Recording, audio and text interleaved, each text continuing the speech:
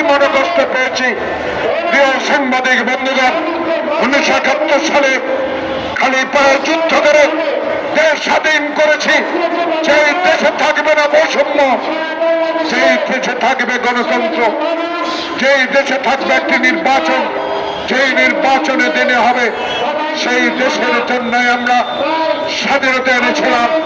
শহীদ president Ziaur রহমানের স্বাধীনতা ঘোষণার মধ্য দিয়ে 54 বছর পরেও বাংলাদেশে এমন কয়েকটি রাজনৈতিক দল ক্ষমতায় ছিল যারা বাংলাদেশের মানুষের অধিকারকে নিঃশ্বাস করে দিয়েছে, ক্ষমতায় টিকে থাকার জন্য গণতন্ত্রকে গলা টিপে হত্যা করেছে, আয়নাঘর তৈরি করেছে, নির্জন কারাগারে নিয়ে আমাদেরকে অত্যাচার করেছে।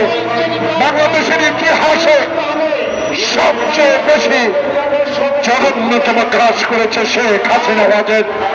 বাংলাদেশের ক্ষমতার টিকে থাকার জন্য বাংলাদেশের স্বাধীনতার যুদ্ধকে তার পারিবারিক সম্পদ বানিয়ে বাংলাদেশের ক্ষমতায় টিকে থাকার চেষ্টা করেছিলেন।